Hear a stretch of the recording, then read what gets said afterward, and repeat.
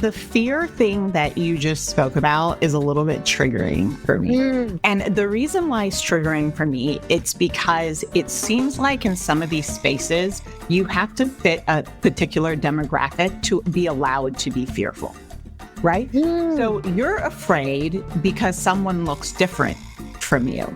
Meanwhile, I'm afraid because there's Black people being lynched in the United States and it's not even on the news, right? Whose fear is actually legitimate? Hello, embracing only folks. Hello, excited. Olivia and I getting together. We have some exciting guests coming up in the summer. But Olivia and I were like, hey, we have so much going on. Olivia's big pre-retirement party, moving to Jamaica, and lots of other changes and things that are happening in the world. So we thought it's an opportunity to get some real talk, real time down. I love it. Yes, there's so many things happening in our lives and in the world right now. I think it deserves a little bit of our attention. So let's get right into it. Archita, recently we were chatting here just before we hit record, and you had a very unpleasant experience. Can you tell our audience a little bit about it? Yes, I know one thing I will say this is that I'm so happy that my body is no longer feeling the emotion I felt that day. And I'm like loving that. Because usually I would hold on to bad experiences like this. So I'm loving it. So this is what happened. Every other morning, the mornings I don't go to the gym, I go around this park that's like literally right behind where we live. You can see it. It shares the wall with our garden. And I do like 10 rounds in the park. It's a super small park, but I listen to this morning manifestation meditation to manifest all my ideal life, clients, everything, whatever it is. I enjoy it. It's quiet. It's joyful time for me. So I'm doing my loops. I'm in my last loop, Olivia. And the end of my meditation, I am like feeling so relaxed. If someone like put a truck through me, it would go right through me because I'm that relaxed. I was just so chill. And then this guy, he stops me and he's like, what are you doing? I'm like, I'm walking. And then if you saw my face on video, I was like, literally, what the hell, dude? I'm walking. And then he's like, no, are you doing sport? Like, why are you walking? And I'm like, because I want to walk. And then he's like, well, do you live here? And he says, I'm a neighbor. And I'm like, no, you're not a neighbor. I'm a neighbor. I live here. And I walk away.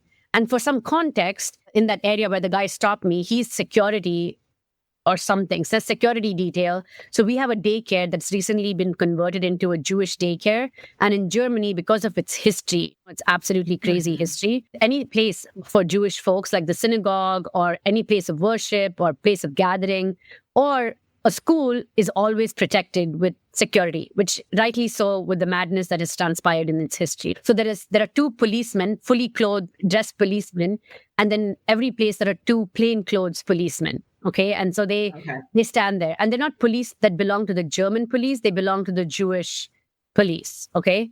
And so this one of the plainclothes guy is the one who stopped me. And I've seen them over the last 1 month, like they've shown up there, and I have not bothered them. I've done what I always do.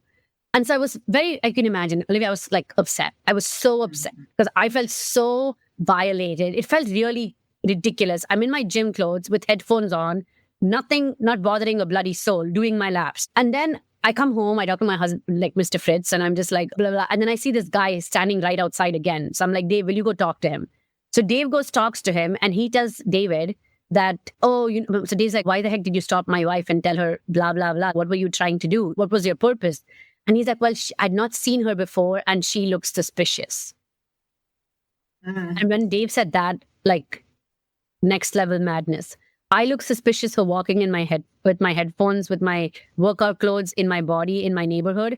So Dave held him to task and was like, dear friend, the only person looking suspicious is you, because you showed up in our neighborhood that we've been here for 13 years, and you think she's suspicious. It's very likely to assume that you thought she was the only suspicious person, was the only person you stopped, because she was the only person, brown person, walking in this neighborhood.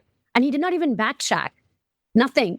He just was like, no, I'm sorry. I will apologize to her if I see her next time. He didn't this morning or yesterday morning. And I don't want to engage with that human being. But he was like, I'd never seen her and she looked really suspicious. It's crazy. Wild. And it's absolutely wild. And it's wild because unlike the US, where I know in every space I show up, even though people are nice and happy, and you look a certain way, in any different way, but what way you're supposed to look, you already know that, okay, you've probably not in certain states, especially. You're not the normal, right? But in Germany, I always enter spaces where there are only Caucasian people, like literally all the time. But I've never had to, of course, deal with microaggressions. You have old people who are always like walking away from you on the train, like sitting somewhere else. There are all these things they do. They stare at you. They like wonder why you are waiting somewhere, like all these crazy ass microaggressions. But this was blatant, like literally like, why are you walking in your neighborhood? And it like really bothered me. So I'm going to stop, then I'm going to share some things people should consider here. But it was a lot. Yeah, I mean, there's so much to unpack here. But first of all, let me just say I'm so sorry that you had that experience. I'm obviously walking around in the skin with this gender, being an immigrant myself, even after serving, the idiots don't care anything about that. It's like they see you and they immediately form some kind of belief about you based on their own biases. And it really does, I think, take a toll on your self-worth. And I hear you doing the death spiral. Oh my God, what did I do? How was I dressed? Blah, blah, blah.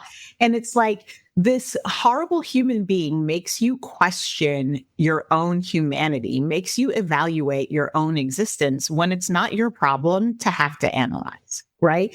And unfortunately for me, I think walking around like this my entire life, I've had more experiences like this than I'd like to even remember. And these days, Archita, for our audience, I'm not telling you that I have the secret recipe, but I don't engage because here's the deal. You do not owe these racists any answers. Like you don't need to acknowledge their existence. And sometimes it happens to you so fast, like in the moment, your brain isn't really thinking logically. And so it's normal to not be rude and be like, what did you just say to me? Like, and to answer a question. But I find the best and most satisfying response for me is no response. Or if I do give a response, I look at them and I squint with a very concerned look, like, are you okay? And then I continue on about my business. I do not need to answer you. You are not entitled to an explanation for me. So I just go about my way. Now, if they put their hands on you, if they try to restrain you, you already know how I'm about to respond to that. And they're about to catch these hands.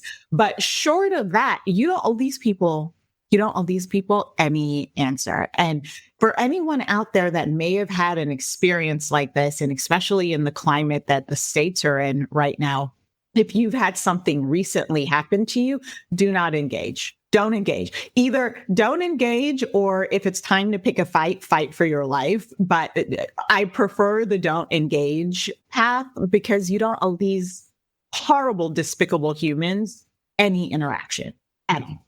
No, you don't. You're absolutely right. It's I was telling you, like I did the second to last round and I felt they were going to engage with me. Your body already knows. You have that intuition. Gosh, they are not letting me just own my space. Actually, since then, every day I go as close as possible next to them as I'm walking in my rounds. So I'm like, I'm going to be so close to your face, make you feel so uncomfortable. Like, why is she like right here, so close to me? But then I was just talking to a friend of mine and I was like, no wonder this is how, when the cycle of violence, like this is a different subtle kind of violence, continues for so many people. Like I've got so much access to language, proximity to privilege, and I was considered to look suspicious, right? And there are so many other people that don't have access to language over here, especially in Germany, and don't have proximity to privilege, right? Like I'm still way lighter skin than a lot of other people over here. And so it's so crazy. And I know this won't be the last time. And this has happened where it really felt like viscerally like, holy crap. And today it was hard. When I was walking, my cortisol was so high for the first 5 rounds. Every time that length just felt so, they took away the piece of my place. And it's frustrating because your point about second guessing, I had a friend who then shared this story with me. She was in a grocery store in Dusseldorf. And you know how when you pick up avocados, you pick them up and you check if they're firm or not. She just picked one up and she was checking, and an old lady walks up to her and is, stop it, in German, stop it right there. You people don't understand what to do in our country. You are touching all the fruit. And she's like, no, I'm not. I'm just holding it. I'm checking it. She's like, you're not allowed to do that. Just pick it up. If you touch it, it's yours. And so then my friend was like, what you just said, she's like, watch me. So she touched every avocado over there. That old lady stared at her. She stared at that old lady. But then guess what? She picked her fruit. She walked away. But then she second guessed herself, okay? Because she was like, to your point, she's like, crap, did I not know that this is the rule? Because she's a brown woman who's moved from the Middle East, but has lived in Germany for the last 10 years, okay? And so she's like, crap, like, did I forget a rule of some kind here in Germany? And so when in the checkout, she asked the lady in the checkout, she's like, did something change? And she's like, and the lady's like, no, what are you talking about? That's the only way to check your fruit. You have to touch it, right? But this is the nonsense that people will make you do, right? Like second guess yourself. And so for folks here, I was writing about this and then I decided not to. I was so worked up, so I decided I'll wait for another time. And the thing is, what I want to share is that you don't have to start the fire or start the issue to be part of the smoke, but don't be the smoke. Because there are so many people who'll watch these interactions, who'll be a part of these kind of microaggressions, and they won't do anything because they're like, someone else will deal with it. When you feel the instinct to explain someone else's like pain away, well, it was just the way she said it. If she had not said it this way in that meeting, it would have been okay. Or interrupt bias before it even becomes exclusion. Because a lot of people will tell you things like, if this one was the first time it happened, it's okay. Let it go. And then it becomes exclusion, right? And then when people come and tell you like, hey, do you know this person did this to me? Believe them. Because they're like, oh, it's never happened to me. So it's probably not true because I know this person, they're amazing. So even if it's uncomfortable, believe them. And then the last thing I will say is like really raise your teams, your kids especially, to recognize difference without fearing it. I cannot stress this enough. Help them recognize things can be different and you don't have to be fearful of it. Because when you start, you don't even realize what you're doing with your kids because they grow up to become adults who then assume difference is fear, which leads to all this garbage that we see in the world. The fear thing that you just spoke about is a little bit triggering for me. And the reason why it's triggering for me, it's because it seems like in some of these spaces, you have to fit a particular demographic to be allowed to be fearful. Right? So you're afraid because someone looks different from you. Meanwhile, I'm afraid because there's Black people being lynched in the United States and it's not even on the news, right? So whose fear is actually legitimate? Legitimate. Right? So, and there's this, it's like this history of, oh, I did this because I was afraid. Oh, I did this why this is afraid. And it's frankly quite unacceptable at this point. The only person responsible for your fear is yourself. And instead of maybe, I would double down and say, maybe instead of saying, teach your kids not to be fearful, I would say, sit with your fear and figure out why it is that you're afraid. Ask yourself the question, 100%. If you're feeling fear, what is it that's making you afraid? Right? Because it's not our problem, us people walking around with Black and brown skin. We are not responsible for your emotions. You are responsible for your emotions. So I refuse to spend an ounce of time trying to figure out why it is you're afraid. It's not my problem.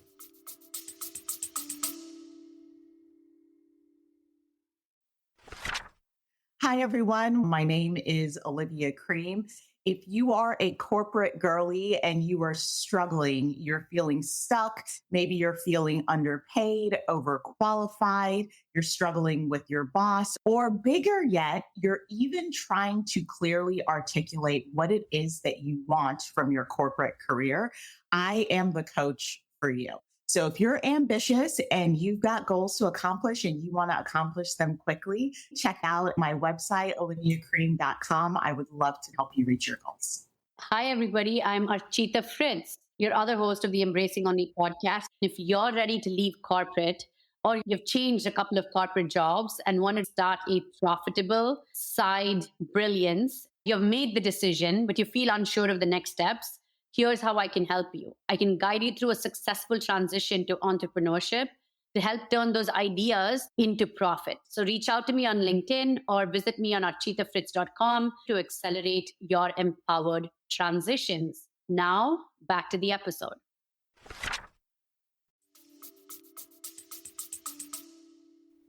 Yes, I love it. And, that is so true. There is this in unconscious, not unconscious, but I think, who was it? It was Mary Bavero, I think. She was one of our guests here. And she spoke about how you got to sit with your quote unquote, I put it, fear, right? As an adult, what we need to recognize is that we pass this on unknowingly or knowingly to our kids. I'll tell you something that happened.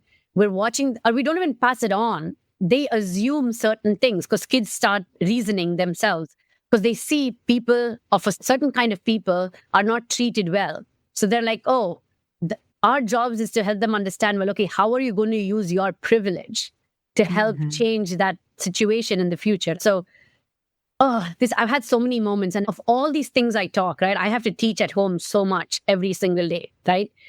We're watching this gymnastics movie, and it's something in Australia, some crap, some blah, blah, blah, some children's movie, okay? It's a kid's movie. There is this mom who is a darker skinned mom in Australia, and she was a gymnastics champion growing up. She faced a lot of bias and racism as a little kid because she used to always be the only kid of any color in that group of kids who competed, and she had to face a lot of bias in judging competitions, blah, blah, blah. And so when she grows up, she doesn't want her daughter to compete, but she's like, no, she's going to face the same thing. I don't trust the system, etc. The coach kind of talks her through, no, we've changed it. I'm going to challenge the judges. I'm going to stand up for you if it's not done the right way. She puts her daughter through, her daughter wins. It's amazing, all of this stuff, right? But my youngest tells me, Mama, I'm so scared that, I don't have black skin because otherwise I would have to deal with what this girl dealt with in the thing. And I'm just like, she's 5. But I'm like, hold on a second. Let's unpack that. You are scared for something you have no proximity to. If anything, you have all the privilege for, right? Because we talk about colonialism, we talk about racism. There's a book which I recommend everyone to read. It's called The Story of Now. And it's a children's book based on colonist racism and everything else, and how you can help your kids unlearn ingrained behaviors associated with this. And so I was like, okay, let's unpack this a little bit.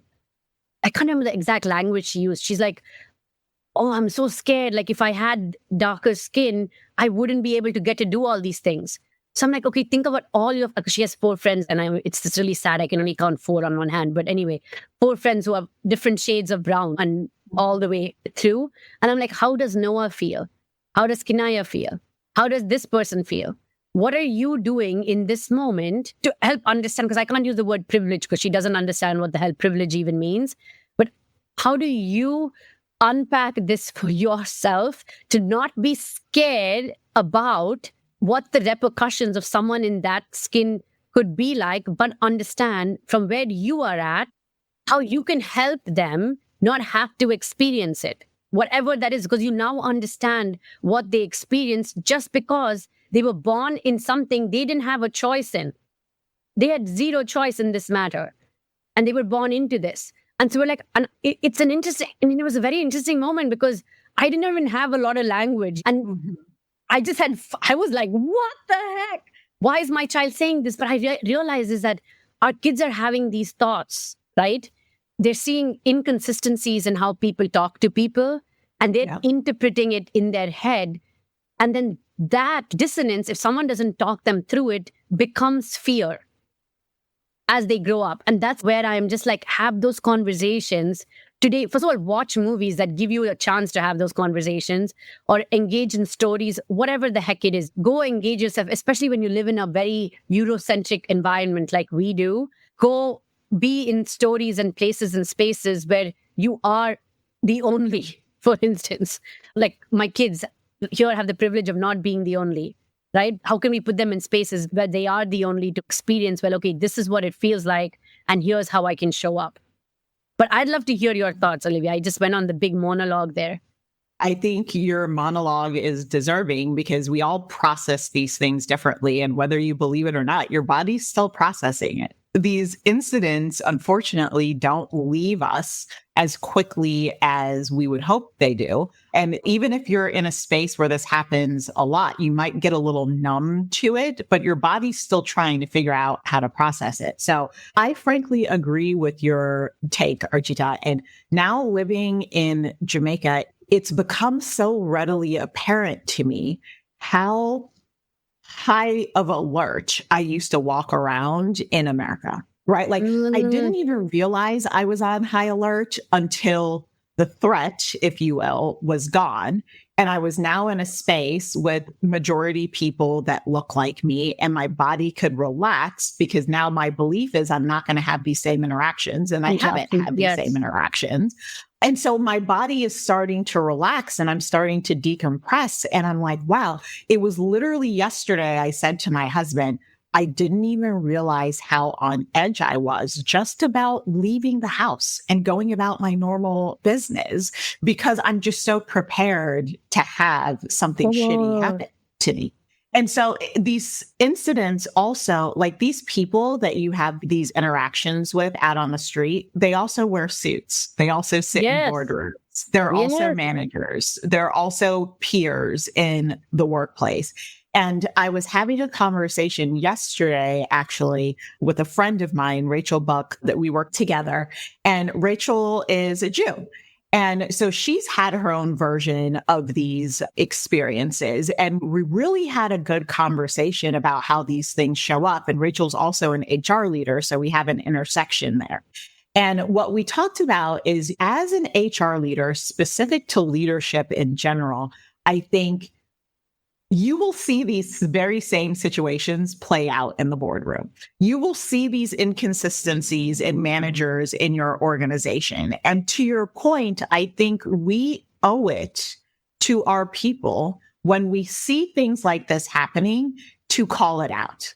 To call it out and to nip it in the bud. And instead of you in your monologue there, you had a part where you talk about don't be a bystander. Don't watch this happen and be like, it's somebody else's problem. I'm not going to deal with it. No, if you want to be a good person, you need to address it because these things are allowed to exist in our society because good people choose to mind their business and to stay out of it. When the reality is these messy people, these frankly unworthy human beings, they never mind their own business. They never mind their own business, which is what starts half the problems in the first place. So if you're seeing this yourself, if you're seeing a manager treat an employee, if you're sitting in a boardroom and listening to how people are being spoken about, if you're sitting in a talent review and realize this person is being given the doubt based on their potential that nobody has seen them do anything good, but this person who has provided receipts is still being held to some unrealistic standard. Please, all the good people out there, you have to say something. You have to engage. Otherwise, this stuff will continue to exist. Hell yes. None of us, no matter what amount of reading, what amount of engaging we do, is immune from leading with our bias. And no amount of unconscious bias training is going to help you in this situation. What's going to help you, and I cannot stress this enough, really put yourselves in environments where you are the only person, especially when you tend to be the majority in the world you walk in. And I don't mean only in an office environment, sure, but out in public, really. Go visit countries where no one looks like you and see what that feels like, to recognize like what it feels like for people within your own country going to the grocery store, walking out of their house, and what that experience feels like every single day when you're on high alert. This is the thing. I talk to so many of my friends who are non-Caucasian, essentially, in like Eurocentric countries, where they're just like, Archita, I don't know if they actually meant it, because you really go crazy in some of these situations. You're like, am I overthinking it? So you I remember we going and getting ice cream, sitting down, me and another Indian friend of mine in Dusseldorf, between 4 children all together around us. They're not serving us. They're not serving us. They're not serving us. And we're just like, okay, is it because it's busy? Or your head can't not go there? It sometimes drives you crazy, no matter how much of your, let's just assume good intention. Let's just assume good intention. All of this stuff, but that's what your colleagues are like dealing with right now, like ever, all the time. But so just be aware. And I'm excited to take my kids to India this summer. We're doing like 3.5 weeks. They're going to be sticking out like sore thumbs in most spaces, because we're in the South. In the North, a lot of kids look very similar, like in color, because they're lighter skinned. Yeah. But in the South, it's not at all the case. And so I'm really curious to see how they engage, because they're going to be playing with the kids and doing like total immersion, like as if they live there. And so I'm really, really looking forward to kind of helping them work through what it feels like to now be an only in this space. I think the experience is so important. And I promise you, I'm not being cynical here, but I do feel like we spend so much time trying to help people understand what the experience is. Pearl, they understand. It's not that they don't. Yes, they that's don't so understand. true, Olivia. They understand. So They understand, right? Like, true. we're human beings. You pick up on the vibes. You may have a gardener that you love that shares their experience with yours. People know what the experience feel like. They just choose not to care. Right. Yes. And I'm done giving grace. I really am. I'm done giving grace. And in this season of life, I just feel like we've talked about it until we're blue in the face. There was a period of time where DEI was a hot topic. We talked about psychological safety. We talked about how our biases show up at work. We do these trainings, like you're getting trainings in the military, in the civilian space. It's all over social media. If by now you truly are one of those people that are like, oh, I just don't get it. It's willful ignorance at this point. Yeah. I am done giving people grace. Oh, you just don't know. No, girl, you just choose not to care because you have and I hate the word privilege, but I'm going to use it here. You have the privilege to not have to acknowledge it because it doesn't really apply to you. And so it's very annoying to me because these particular humans are the same humans that'll be like, well, if I haven't personally experienced it, then it doesn't exist. Well, okay, you can live in your little bubble by yourself. Like, I have no desire to be anywhere in your ecosphere. I am not your Google. I'm not going to spout historical facts to you. No. It's not my job to educate you. You can go live in your little corner and continue to live your cockroach life. And I use that word intentionally.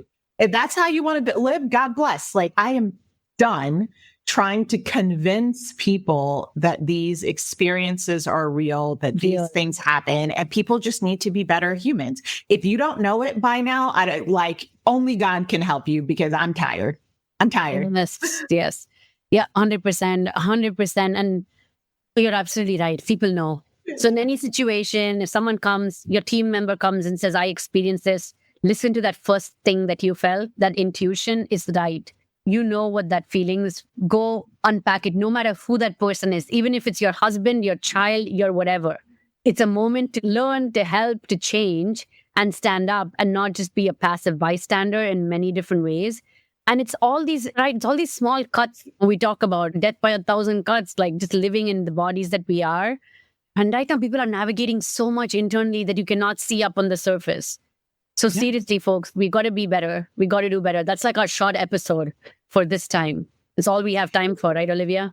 100%. And I think I'll just close with this because I do think that the world needs good leaders now more than ever. Good leaders from every space. And I would ask you, if you're leading a diverse team, or even if you're not leading a diverse team, go ask your people if they're okay. People are dealing with so much, and it costs you nothing to sit down in a one-on-one and just be like, how are you doing? And not like, how are you doing? And then move on to metrics and work. No, like, how are you doing? And really sit and listen to if they're okay, because people are carrying so much in their hearts and their minds and their bodies right now that really that simple question could mean a ton to any human being in your sphere of influence right now. So let's just take a moment to check on each other, to be a good ally by being active and calling out the nonsense, whether you see it or if they bring something to you, to invest the time to understand it. Yes. Everybody do better, be better, enjoy your summer, and follow Embracing Only for a lot of really exciting and interesting interviews that we have lined up for you. Until we speak again, stay safe, everybody, and we'll speak soon.